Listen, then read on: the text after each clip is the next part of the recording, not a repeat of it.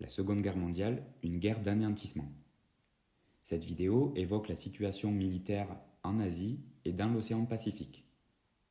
Dans cette zone, le Japon affronte les États-Unis, mais aussi plusieurs puissances alliées européennes qui y possèdent des colonies.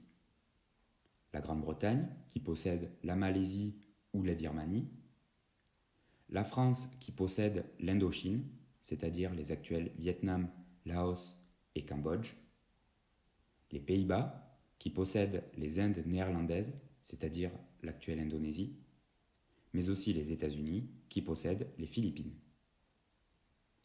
Là aussi, la guerre se passe en 3 étapes. D'abord une avancée et des victoires japonaises, puis le tournant de la guerre en 1942, et enfin la période des victoires des forces alliées jusqu'en 1945.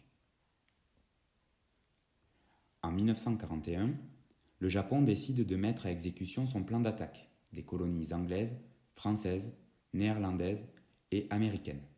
C'est la première étape de la guerre.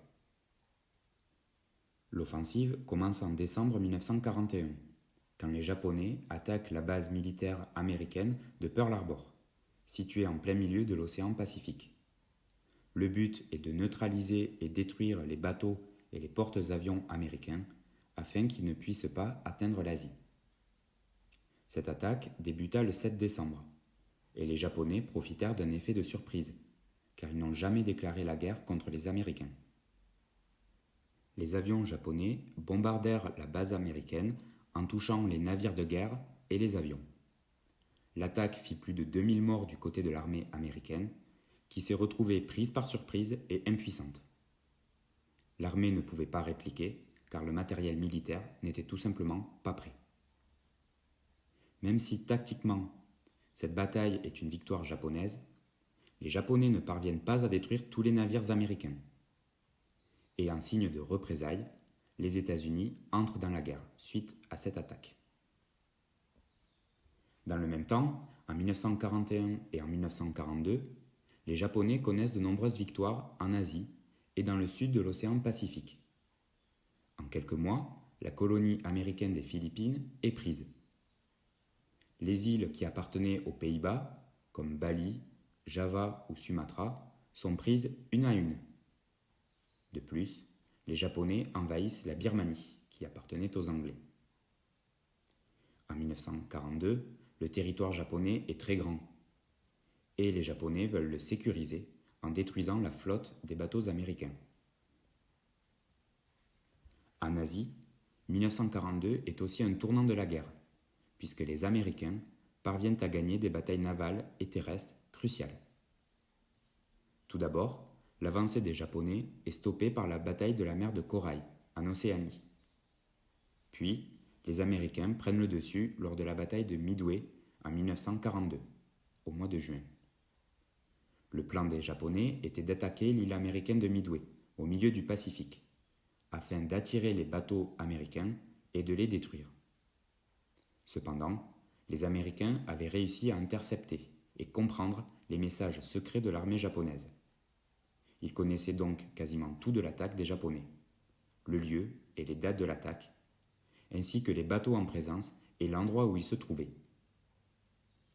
Les pertes japonaises à cette bataille ont été énormes. Les 4 porte-avions présents furent coulés, et de très nombreux avions furent détruits. À partir de ce moment, le Japon n'a plus pu mener à bien de nouvelles offensives navales car sa flotte était sérieusement réduite. Dans les mois suivants, la situation pour le Japon devient compliquée. C'est le début de la 3e période, celle des victoires cruciales des Alliés. Le Japon subit de nouvelles défaites, et les Américains commencent à attaquer les territoires que les Japonais avaient conquis, notamment l'île de Guadalcanal, attaquée par 60 000 Américains, auxquels s'ajoutent les navires. En 1944, les Américains progressent vers le nord et libèrent peu à peu de la présence japonaise les îles du Pacifique, les îles Mariannes, puis les Philippines. Cependant, en Asie du Sud, les Japonais sont toujours présents. En 1945, les Japonais sont coincés et subissent encore les assauts américains. Désormais, les Américains attaquent directement le territoire du Japon. La défaite du Japon est inévitable, mais les dirigeants ne veulent pas se rendre. L'armée japonaise lance alors les missions kamikazes, c'est-à-dire des opérations suicides où les pilotes d'avion se crachaient contre les bateaux ou les installations américaines. Les Américains, eux, lancent une série de bombardements navals et aériens sur les usines et les villes japonaises. Le 6 et le 9 août 1945, les Américains lancent 2 bombes atomiques nucléaires sur 2 villes, Hiroshima puis Nagasaki.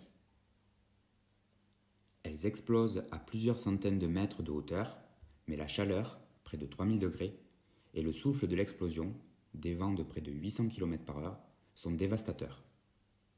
Quasiment 200 000 civils japonais meurent, soit brûlés sous le coup par la chaleur de l'explosion, soit lors des incendies qui suivent, soit lors des effondrements d'immeubles à cause de l'explosion, ou enfin à cause des radiations de produits nucléaires de la bombe, qui provoquèrent de nombreuses maladies.